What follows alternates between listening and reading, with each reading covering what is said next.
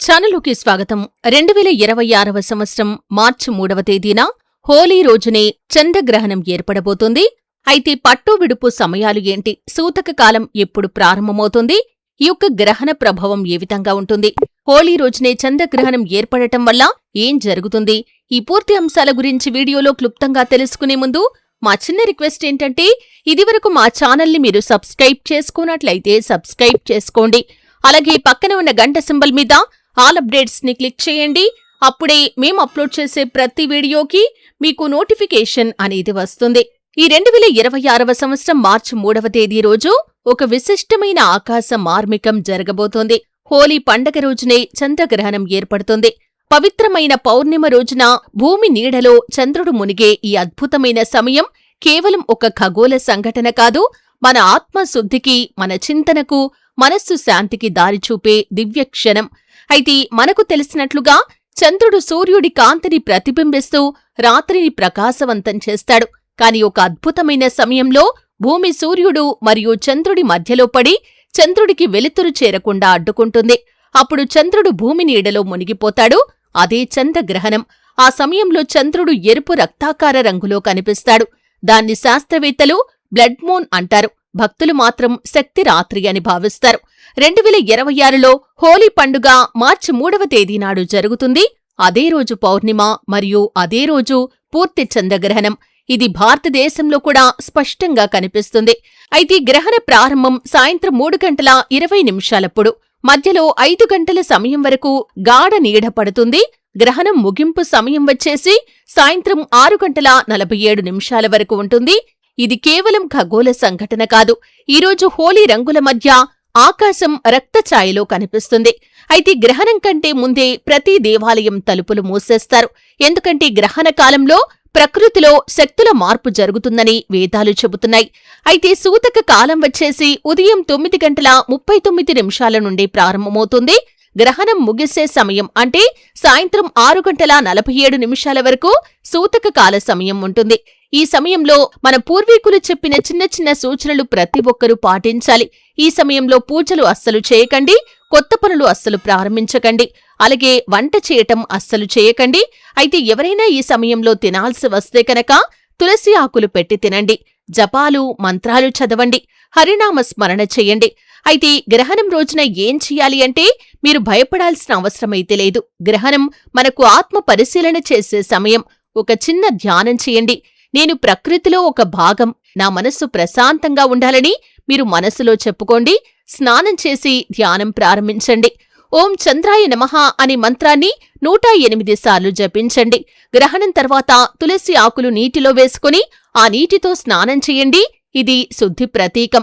అయితే గ్రహణం ముగిసిన తర్వాత దేవాలయాలు తిరిగి తెరుస్తారు. ఈ సమయంలో పవిత్ర నదుల్లో కాని లేదా ఇంట్లోనే కాని స్నానం చేసి పూజ చేయటం చాలా శుభప్రదమని పండితులు చెబుతున్నారు.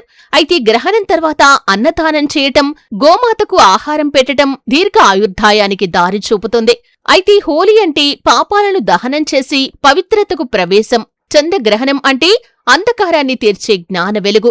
2 సంఘటనలు ఒకే రోజు జరగటం మన జీవితంలో శుద్ధి, శాంతి, శక్తిని ఇస్తుంది. అయితే ఈ 2026వ సంవత్సరంలో హోలీ, చంద్రగ్రహణం 2 కలిసి రాబోతున్నాయి. ఇది చూసి మీరు భయపడకండి. దీన్నొక దివ్యమైన అవకాశంగా చూసి మనస్సును శుద్ధి చేసుకోండి.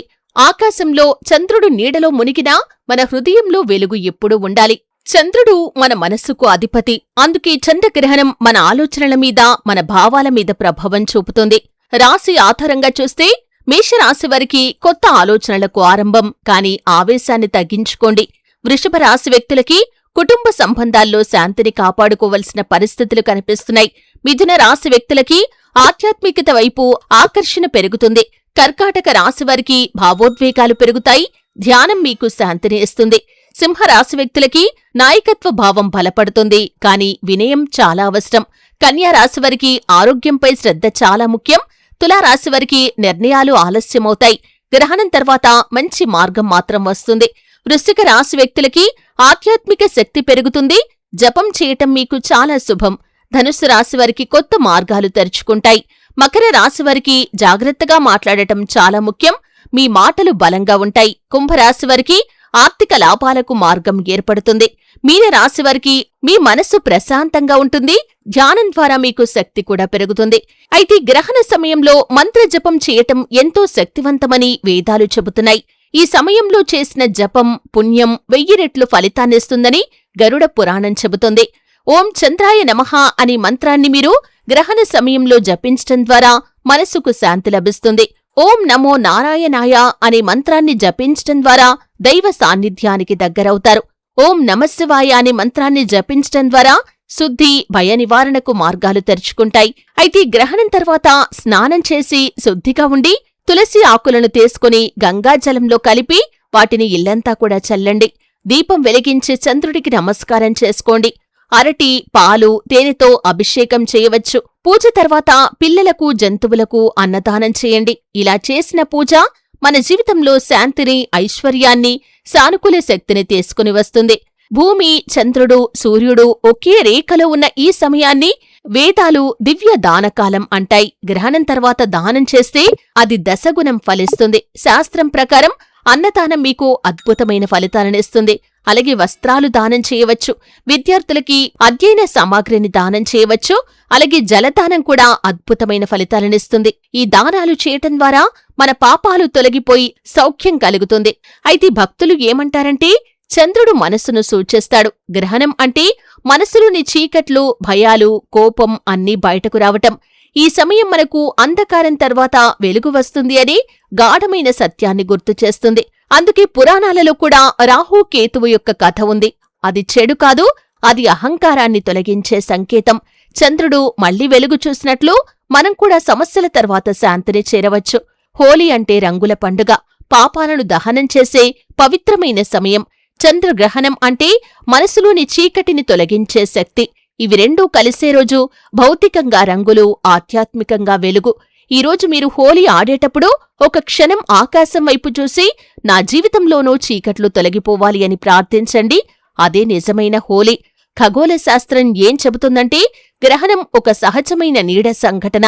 వేదాలు ఏం చెబుతున్నాయంటే అది శక్తి పరిణామం అని. ఇవి రెండూ నిజం.